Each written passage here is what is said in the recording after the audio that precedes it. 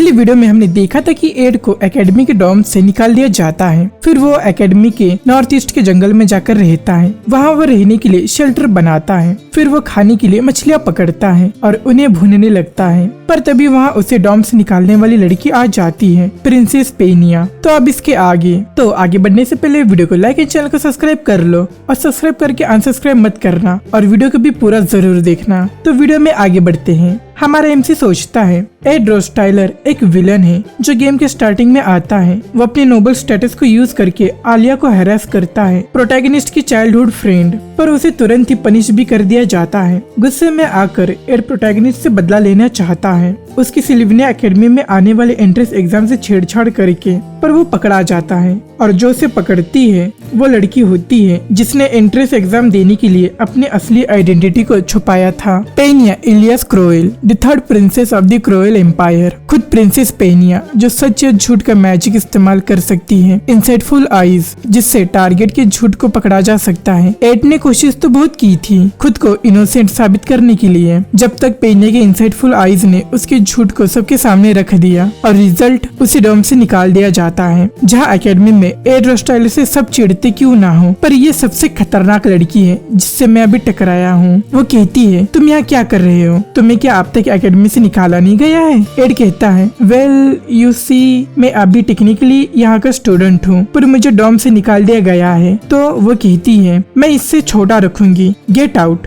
मैं तुम जैसी किसी डिस्पेकेबल इंसान को इस स्कूल के आसपास भी नहीं देखना चाहती। मैं हेडमास्टर से बात करके इमीडिएटली तुम्हें निकलवाती हूँ। तुमने जो एकेडमी के स्टूडेंट होते हुए भी जितने क्राइम किए हैं और फेलो स्टूडेंट्स को फंसाकर उनके फ्यूचर को बर्बाद करने की कोशिश की है। एड सोचता है वो जल रहा है। 3 दिनों के भूखे रहने के बावजूद जिसे मेहनत करके मैंने पकड़ा था वो जल चुका है। मुझे लगा था ये बात छोटा रखेगी। मेरा खाना जल रहा है, वही बुरा है, पर मेरा फ्यूचर भी अभी डेंजर में है, वो भी इसकी वजह से। प्रिंसेस पेनिया ये सच में मुझे निकलवा सकती है इन दैट केस। फिर वो कहता है सूरज अभी ढलने वाला है तो क्या इंपीरियल फैमिली के मेंबर के साथ किसी आर्म नाइट को नहीं होना चाहिए? साथ में जहाँ भी वो जाए वो भी एक नोबल प्रिंसेस किसी जंगल में अकेले घूम रही हो। वो कहती है मैं यहाँ अकेली हूँ, सोचकर अगर तुमने मुझे हैरेस किया तो तुम पछताओगे। एड कहता है तुम्हें हैरेस करूंगा, पर एक्चुअली फिर वो अपने घुटने पर आता है और हंसते हुए कहता है मैं तो इनक्रेडिबली ग्रेटफुल हूँ तुम्हारा your highness.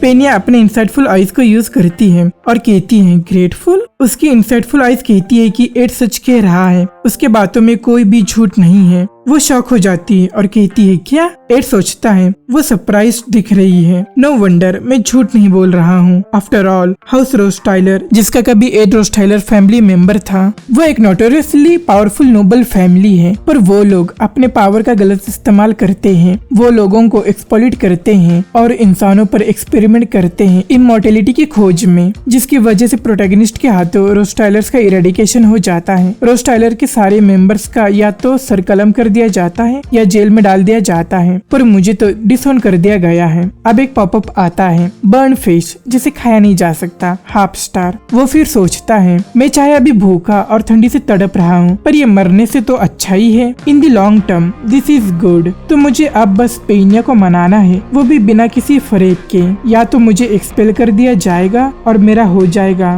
Game over. Timeline के इवेंट्स को देखे तो अगर एड रोज टाइलर को कुछ दिन पहले निकाला गया है और एक हफ्ता बचा है अगला सेमेस्टर को स्टार्ट होने में, तो फिर प्रिंसेस इस वक्त यहाँ क्यों है? फिर वो उठते हुए कहता है तुम अगर यहाँ हो खुद से, वो भी इतने सिंपल कपड़ों में, वो भी बिना गार्ड के, तो इसका मतलब ये है कि तुम अभी क्लास असाइनमेंट एग्जाम दे रही हो। Professor glass class assignment examination एक ऐसा टेस्ट जहाँ स्टूडेंट्स को जंगल में छिपे मैजिक मार्बल्स को ढूंढना होता है। एड कहता है प्रोफेसर ग्लास का एग्जामिनेशन सच में बहुत डिफिकल्ट होता है, पर तुम as the honourable princess of course तुम क्लास ए को एम कर रही हो जिसमें सिर्फ टॉप स्टूडेंट्स ही जा सकते हैं। वो कहती है क्या तुम मेरी बड़ाई कर रहे हो? तुम थोड़ा भी नहीं बदले हो। मैं एकेडमी को बताकर तुम्हें एक्सपेल करा कर रहूंगी। तब तक एड कहता है पर बिना मेरी मदद के तुम कभी भी क्लास ए को ज्वाइन नहीं कर पाओगी योर हाइनेस। तुम्हें लगता है कि मैं झूठ बोल रहा हूँ तो तुम मुझे यहाँ से निकलवा देना। फॉरेस्ट के साउथ ईस्ट में एक तालाब के बीच वहाँ छोटा सा एक आइलैंड होगा, घास से ढका हुआ, और उस आइलैंड के बीच में एक बड़ा सा पेड़ है। उस पेड़ को कहते हैं द गार्डियन ट्री ऑफ मिरिल्डा, और वहाँ तुम्हें मेरा गिफ्ट मिलेगा। प्रिंसेस सोचती है अभी 3 दिन पहले तक एड रोज टायलर एक झूठा और चीटर था। मुझे आज भी उसकी वो डिस्ग्रेसफुल लुक याद है, पर जिस एड रोज टायलर से आज मैं मिली फिर वो चुप हो जाती है। अब एकेडमी में प्रोफेसर ग्लास्ट कहते हैं द क्लास असाइनमेंट एग्जामिनेशन अब खत्म हो चुका है, मुझे अब मार्बल्स दिखाओ जो तुम सबने ढूंढे हैं। अब कुछ स्टूडेंट्स आकर अपने मार्बल्स दिखाते हैं। एक बंदा तो मार्बल के बजाय अंडा ही लेकर आ गया है, और इस बीच वाले ने ड्रैगन बॉल कहाँ से ढूंढे। एंड दिस गर्ल सोरॉन की आँख ही ले आई, पर प्रोफेसर ग्लास्ट उन सबको क्लास एफ में डाल देते हैं। इस एग्जाम को पास करने का की है एग्जामिनर के इंटेंशन को समझना, ये टेस्ट सिर्फ मैजिक मार्बल को ढूंढना नहीं है। फिर प्रोफेसर ग्लास्ट कहते हैं जिन्होंने इन मार्बल्स को ढूंढा है लो माना अमाउंट वाले वही लोग क्लास ए में जाएंगे। सिर्फ 3 लोग ही इसे ढूंढ पाए हैं, जेक्स, लॉलटेल और जिसने द गार्डियन ट्री ऑफ मिरिल्डा के द्वारा छिपाए गए मार्बल को ढूंढा है जो इनक्रेडिबल अमाउंट ऑफ माना निकाल रहा है। तुम क्लास की टॉप हो। अब दूसरी तरफ एड कहता है वो जलकर राख बन गया, अब तो मुझ में ताकत ही नहीं बची दूसरी बार शिकार करने के लिए। फिर हम एक पॉपअप देखते हैं, new crafted item shabby fishing rod, crafting difficulty 1 star. वो सोचता है एम्पायर की 3rd princess princess Penia Elias Croel वो बड़ी हुई है लोगों की झूठे तारीफे और कोड के डिसेप्शन के सच को ढूंढते हुए और अपने इंसाइट्स को और निखारते हुए, और इसलिए उसके एबिलिटी से कुछ नहीं छिपता। इनसाइटफुल आईज जिसे उसने खुद से कल्टीवेट किया है, इसलिए मुझे उससे सच्ची इन्फॉर्मेशन को देना ही पड़ा। पर यही तो चीजें ट्रिकी होती है। प्राइडफुल प्रिंसेस पेनिया को बाद में प्रिंसेस ऑफ बेनेवलेंस निकनेम देने की वजह ये है कि वो क्लास असाइनमेंट एग्जामिनेशन को बहुत बुरी तरह से हार जाती है। फिर उसे क्लास एफ में डाल दिया जाता है जहाँ वो सबके साथ बहुत ही अच्छे से रहती है। पर पेनिया जो गेम के फर्स्ट हाफ को बहुत ज्यादा इन्फ्लुएंस करती है, उसने अगर गोल्डन मार्बल ढूंढ लिया और क्लास ए में चली गई तो गेम का ये ओरिजिनल प्लॉट अब खराब हो चुका है। मैं शायद एकेडमी से निकलने से तो बच गया, पर इसका मतलब ये भी है कि मेरे पास जो गेम की सारी नॉलेज है वो अब यूजलेस हो चुकी है। दूसरे शब्दों में कहे तो मेरी अब वाट लग चुकी है। But of course the top of the class है लूसी मेरिल, फ्यूचर नहीं बदलेगा। प्रिंसेस पेनिया सोचती है मेरी एबिलिटी सच को सामने लाना है। फिर वो उस जंगल के वक्त के बारे में सोचती है। वो कहती है यहाँ सच में मार्बल है और एड रोज टायलर झूठ भी नहीं बोल रहा था, पर ये कोई गिफ्ट नहीं है। अब एड सोचता है प्रिंसेस पेनिया को अपनी आइडेंटिटी को एंट्रेंस एग्जाम में छिपाने की वजह ये थी कि उसे अपने स्टेटस की वजह से मिलने वाले प्रिविलेज नहीं चाहिए थे। उसे सब चीज खुद की मेहनत से पाना था। पर उस मार्बल को देखते ही उसे ये समझ आ गया था कि वो मार्बल वो खुद के लिए कभी नहीं ले सकती, क्योंकि उसने उसे खुद से नहीं ढूंढा। द टाइटल प्रिंसेस ऑफ बेनेवलेंस जो वो फ्यूचर में कमाती है वो उसके स्टैट्स या स्किल्स पर बेस्ड नहीं था, बल्कि उसके राइचियस डिसीजंस पर जो वो करती है। और मैंने जो किया वो प्रिंसेस के सामने चारा फेंका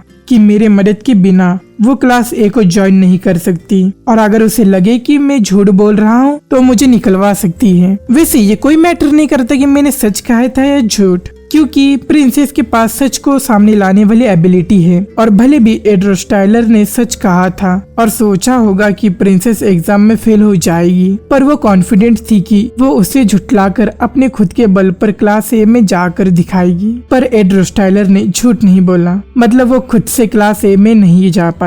तो फिर अब प्रिंसेस कुछ भी नहीं कर पा रही थी। वो गुस्से में कहती है मैं तुम पर नजर रखूंगी एड रोज टायलर। अब एड एक मछली पकड़ लेता है। अब कुछ दिन बाद एड भाग रहा था और सोचता है चाहे क्यों ना मुझे सुबह जल्दी उठना हो और पूरे जंगल से भागकर स्कूल तक टाइम पर पहुंचना हो। अब वो रुक जाता है और कहता है मैंने कर लिया, मैं वापस आ गया सिल्विनिया एकेडमी में। फिर हम पूरे एकेडमी को देखते हैं। फिर कोई कहता है हम ओपनिंग सेरेमनी को शुरू करते हैं। हम खुश है कि हमारे स्टूडेंट्स वापस आ गए हैं विद द ब्राइट फेस और नए सेमेस्टर के लिए तैयार हैं। प्लीज अपना मील एंजॉय करते करते अनाउंसमेंट को सुनिए। The events hosted by the Sylvania alumni association. Ed सोचता है मेरा स्वागत फुसफुसाहटों के साथ किया जाता है, पर मैं मेरे सर्वाइवल की खुशी मना रहा हूँ। वहाँ खड़ा कोई कहता है देखो तो उसे। एक लड़की कहती है उसने अपना चेहरा यहाँ दिखाया भी कैसे, क्या वो सच में क्लासेस अटेंड करता रहेगा? एड सोचता है ये मेरी जीत के बाद बच्चे स्पॉइल्स ऑफ वॉर से